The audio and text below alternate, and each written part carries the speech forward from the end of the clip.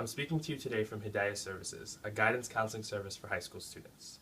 Today we're going to begin our college guide series, which is basically going to dissect the college application process and college itself for high school students.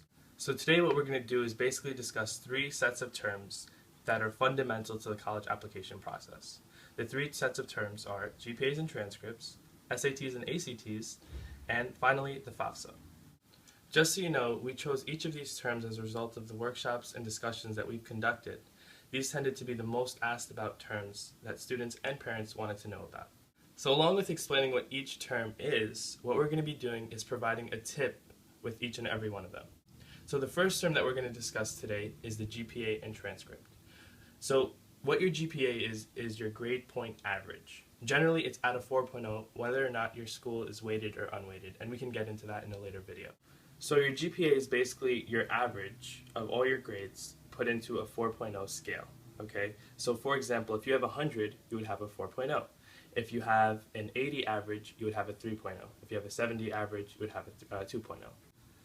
All your grades are recorded in your transcript, which is basically every single class that you've taken in high school. Now, just a tip about your transcript and GPA, a lot of times what happens is seniors see their transcript for the first time in 12th grade when they're applying to colleges. Now, why is this a problem? This is a problem because they have no real way to fix their transcript at this point in time because they don't have any more time left before they apply to colleges. So a great tip for you to implement is to actually find out what your GPA is and look at your transcript before your senior year of high school. That way, if your GPA is lower than you want, you can work on it and raise it. So that's the first set of terms, the GPA and the transcript. Next, what we're going to discuss are the SATs and the ACTs. Now, if you don't know, both of these exams are standardized tests that you have to take before you apply to college.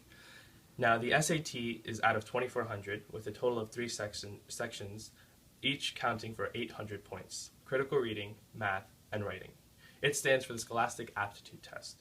Just a disclaimer, the SAT is actually going to change come spring 2016. It's going to go back to the old format, which is only going to have 2 sections, critical reading and math, for a total of 1,600 points. Now we're going to discuss the ACT, and the ACT stands for American College Testing. The ACT is out of 36 and has 4 sections: reading, math, English, and science, with a 5th option for writing, which is highly recommended to take. Now, the ACT is generally recommended for those students who have a stronger inclination towards science, because the SAT does not include a science section. Now, just a tip for both of these exams, what's a really good idea is to actually take a practice test in each of the exams before your junior year of high school. Generally, students take their SATs or their ACTs in their junior year. So what you want to do is take a diagnostic test beforehand so you know which exam you have a better chance at doing well in. So that was the SATs and the ACTs. Now we're going to discuss the FAFSA, which stands for the Free Application for Federal Student Aid. Basically, your senior year of high school, after you apply to colleges, you're going to go onto this website, www.fafsa.ed.gov, and apply for financial aid from the federal government. Usually, every school requires that you apply to this online application before you apply for financial aid at the school. After you fill out the FAFSA, you're going to receive an EFC number, which is basically a number that tells you how qualified you are to receive financial aid. This financial aid that you will receive comes in the form of grants or loans, subsidized or unsubsidized. So a quick tip about the FAFSA is that you should apply to it no matter what. A lot of times students tend to think that their parents make too much money or that they make too much money, so they just pass it off. That's not a good mentality to have.